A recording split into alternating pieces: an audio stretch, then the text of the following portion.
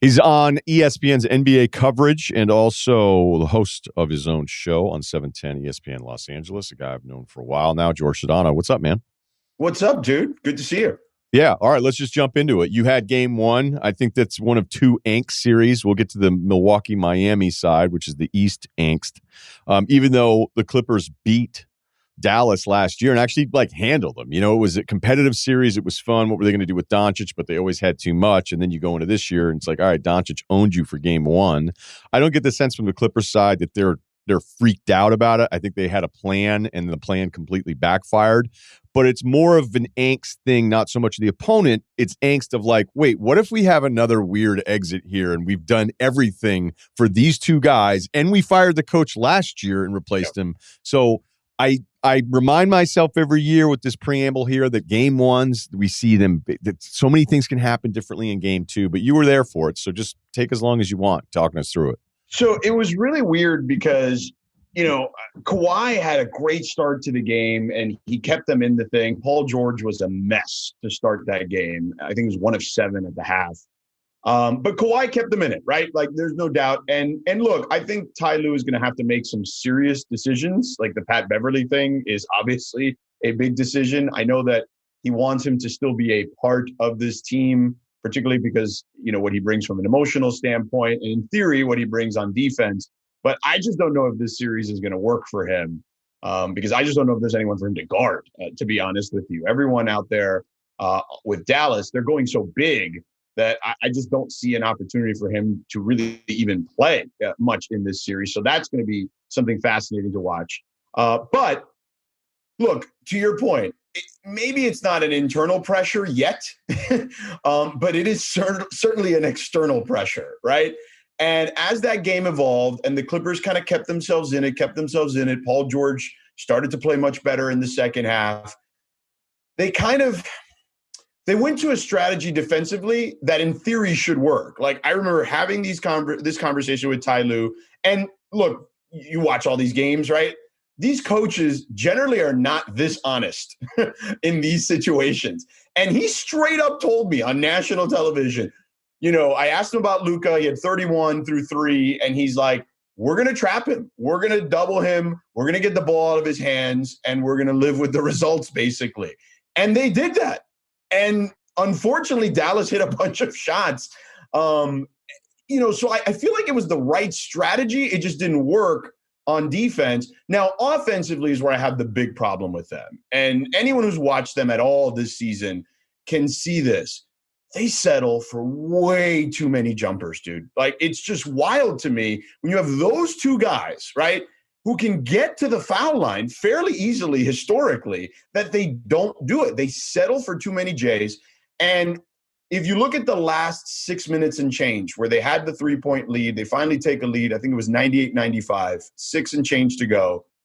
The next 12 shots, okay, 7 of them were three-pointers, and I believe 3 more of those were mid-range shots, okay? So not enough in the paint. It's been a thing the entire season for them in clutch time. It's why of all the top 6 seeds in both conferences, they're the worst in clutch time because they settle way too much. I don't understand. I get in the regular season, you don't want to go through the pounding or whatnot, but this is the playoffs, dude. What are you waiting for in this situation to go to the basket and get to the free throw line and control the tempo of the game offensively? I just don't get it.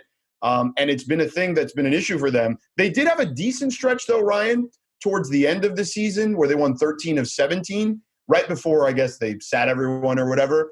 And they were doing a better job of attacking the paint. So I just don't get what this issue is with them and why they fall into these lazy things on offense to just settle for these jumpers when they can get to the line. I think we both agree if they came back and looked really good from outside and maybe clog up Doncic a bit in the first quarter and win a game by 10 points, none of us are going to be surprised because there's still a high end of the Clippers. But as I've reminded myself throughout the last few regular seasons, I go, just because you saw something in the regular season doesn't mean it's going to happen in the playoffs. I still believe it, that there's never been more of a gap between the two versions of basketball, and more so this year because it was never easier to score. But there's 3 things from that game, and I brought it up on the Sunday pod, so the audience isn't always the same. But when Paul George swung it to Reggie Jackson in the first quarter, he had a wide open three on the left break, and he swung it to Reggie Jackson for, again, it was an open look, and Reggie shot it well this year. But when Paul immediately got it out of his hands, I went, oh, you got to be kidding me. And there was another play with Marcus Morris where he caught it at like the elbow. There was no one in front of him. He could have gone right to the hoop. He didn't even look, didn't think of dribbling, and immediately wanted to get to somebody else. And then, of course, when Kawhi, could have had an assault charge after that dunk on Kleber, the guy that stood and stared the longest was Morris. Yeah. And you're like, cool, man. Like, you're gonna flex and stand over him, and you're still afraid of the basketball. So, and Morris missed those two huge free throws. So I sit there and go, hey, I've never been a big Paul George foxhole guy. I've never been a big Morris foxhole guy. I think Kawhi gets incredibly frustrated. I thought Kawhi's play in the second quarter wasn't because of game situation. I thought it was his own frustration with his teammates, which was like inspiring basketball. And then I go, so just because they shot it well, and they honestly had, as you know, like when you look at some of their numbers and the record, considering the games that were missed from the two guys, you're like, this was an incredible regular season for this team. Mm-hmm. And I still would point with all the Clippers jokes of last year. It's like, okay, but they still were up 3-1 against Denver. This isn't like they went 41-41 and were a 7 seed that lost in the first round. Like, it still looked like they had a chance to win a title. So let's not have the disappointment hangover linger so much. But then when I add it all up, I go, why would I defend them?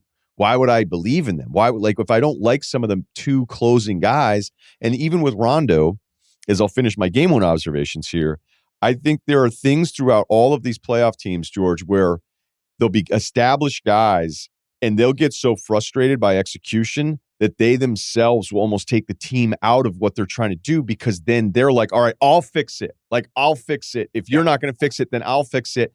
And Rondo's trying to fix it by positioning. And he's like, you get out of there. No, you go in there. And then he got mad about a post matchup and wanted somebody to swing and come back and reset something else. And I was like, dude, we're almost out of the shot clock now, because Rondo was so determined to set up this one thing that he wanted. And so then I'm like, so why, you can't have Kawhi bring it up and initiate every single offensive set the last 9 minutes of a fourth quarter. But I don't know. I'd like to see a little bit more of, hey, let Kawhi go. Like, and also let's see Kawhi defend Doncic. So I'd expect the Kawhi Doncic thing to happen by necessity in game 2, or by just, changing up the approach. Yeah, look, Luka's so good that, you got to show him a lot of different looks, right? Like, you can't. And they did kind of in game 1, which is right.